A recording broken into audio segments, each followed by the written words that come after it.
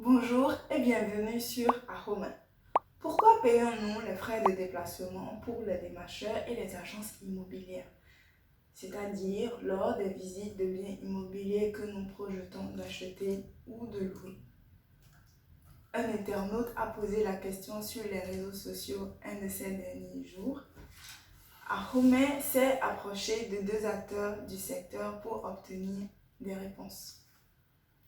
Rafiou Latimon, démarcheur, et Germain Ousso, patron d'agence et secrétaire général adjoint de l'Association nationale des agences immobilières du Bénin. Vous savez, Aroma est en relation avec des experts.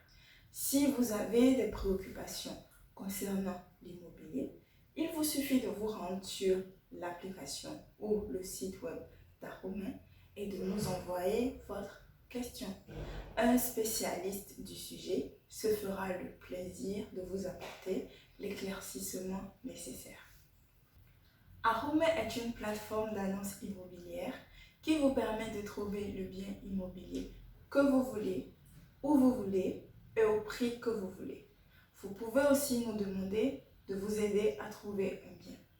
Pour cela, il vous suffit de vous rendre sur l'application ou le site web et de cliquer sur « Demander un bien ». Aroma collabore avec un vaste réseau d'agents immobiliers qui se feront le plaisir de vous trouver votre bien. Propriétaire de maisons, de terrains ou agent immobilier, Aroma est le moyen le plus direct et le plus facile à votre disposition pour trouver un preneur rapidement. Revenons donc à la question du jour. Pourquoi payer des frais lors de la visite de biens immobiliers? Pour l'un comme pour l'autre des acteurs que nous avons interrogés, le paiement de ces frais est fondamental. Ils servent à couvrir les différentes démarches qu'ils entreprennent pour satisfaire le client. Au fait, quand on a un client en face de nous pour la visite des chambres, il faut forcément payer les frais de visite. Ça, c'est primordial. D'autant plus que nous prenons du carburant, on met de l'essence dans la moto, on fait les va-et-vient de gauche à droite. Donc, ce n'est pas du tout facile.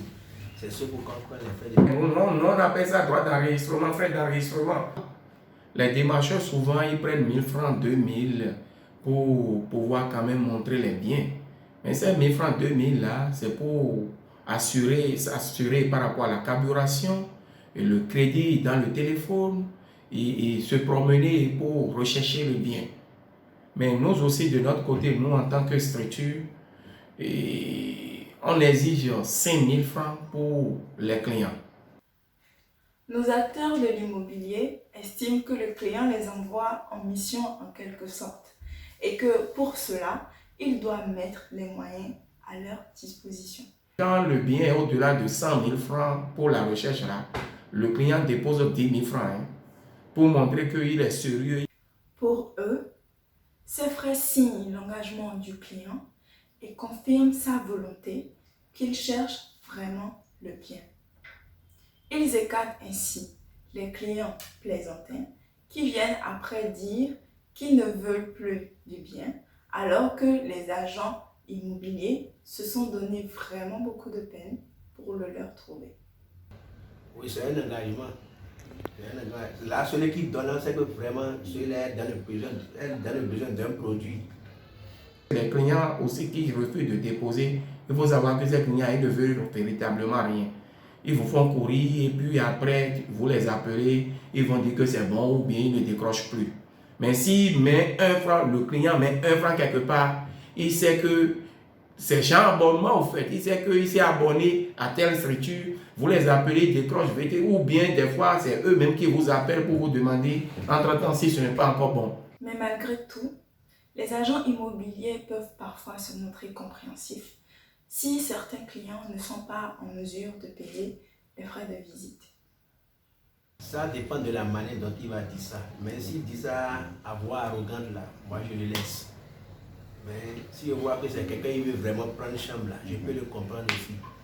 Mais qu'est-ce qui justifie la réticence de la population à verser les frais de visite? Entre autres raisons, une pratique très fâcheuse de la part de certains démarcheurs. Le démarcheur, il sait pertinemment que le bien est déjà loué, mais pour récupérer ces 1000 francs ou 2000 là, il t'incite pour te récupérer tes 1000 francs ou 2000 et il t'amène vers le bien. Arrivé là-bas, tu verras, le client voit naturellement que c'est parti. Raison pour laquelle les clients, ces clients-là qui ont la maîtrise de la chose, ils préfèrent les agences. Bon, là, c'est les démarcheurs fanfarons, ça. Ceux-là avaient leurs problèmes. Moi, je ne suis pas dans cette liste-là. Ah, le démarcheur fanfaron, maintenant, il va vous montrer la chambre qui est déjà louée. Et après, maintenant, quand le client dit je suis prêt pour payer, on va commencer par le tourner en haut de gauche à droite, c'est ça. Oh, chez moi, c'est pas comme ça. Si tu regardes, c'est bon pour toi. Aussitôt, tu vas voir le clé, tu vas voir le propriétaire payer, tu vas ta clé en même temps, signer le contrat en belle et due forme. C'est tout. C'est à ce niveau que les choses fonctionnent différemment avec les agences établies. Ce qui est bon à notre niveau, lorsque le bien est trouvé, le client valide, on leur demande de soustraire, pour ne pas dire de prélever les 5000 qu'ils ont déposés entre-temps au bureau des frais d'agence. À la fin, que retenons-nous?